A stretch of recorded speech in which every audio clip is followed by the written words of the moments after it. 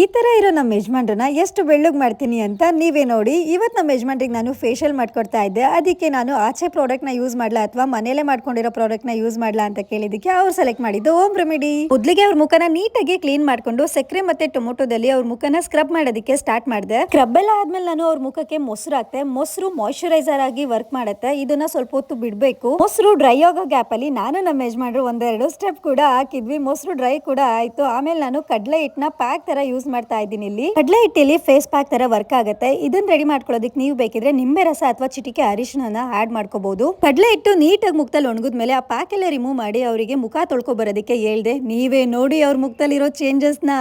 ವಾರದಲ್ಲಿ one time ಗಂಡ್ ಮಕ್ಳಿಗೆ ಈ ತರ ಮಾಡ್ಕೊಟ್ರೆ ಎಷ್ಟು ಚೆನ್ನಾಗಿರುತ್ತೆ. ಬರೀ ಹೆಣ್ಮಕ್ಳೇ ಫೇಶಿಯಲ್ ಎಲ್ಲ ಮಾಡ್ಕೋತಾ ಇರ್ತೀರಾ, ಗಂಡ್ ಮಕ್ಳಿಗೂ ಮಾಡ್ಕೊಡಿ, ನಾವು ಕೂಡ ಸ್ವಲ್ಪ ಚೆನ್ನಾಗಿ ಕಾಣಿಸೋಣ. ನನ್ ಮುಖದಲ್ಲಿ ಆಗಿರೋ ಚೇಂಜಸ್ ನ ನೋಡಿ ನನ್ಕಿಂತ ಜಾಸ್ತಿ ಇವಳೇ ಖುಷಿ ಪಟ್ಟು ಡ್ಯಾನ್ಸ್ ಎಲ್ಲ ಮಾಡಿ ತೋರಿಸ್ತಾ ಇದ್ದಲ್ಲ ಎಷ್ಟು ಚೆನ್ನಾಗಿ ಕಾಣಿಸ್ತಿದ್ದೀರಾ ಅಂತ. ಗಂಡಂಗೆ ನನ್ ದೃಷ್ಟಿನೇ ಬೀಳತ್ತೆ. ಕೆಲವರು ಇಷ್ಟವಾಗ್ತಾರೆ, ಕೆಲವರು ಅರ್ಥವಾಗ್ತಾರೆ. ಇಷ್ಟವಾದವರನ್ನ ಅರ್ಥ ಮಾಡ್ಕೊಳಕ್ ಆಗಲ್ಲ, ಅರ್ಥವಾದವರನ್ನ ಇಷ್ಟಪಡಕ್ ಆಗಲ್ಲ. ಇಷ್ಟೇ ಜೀವನ. ಎಲ್ಲರ ದಿನ ಶುಭವಾಗಲಿ, ಎಲ್ರೂ ಖುಷಿಯಾಗಿರಿ.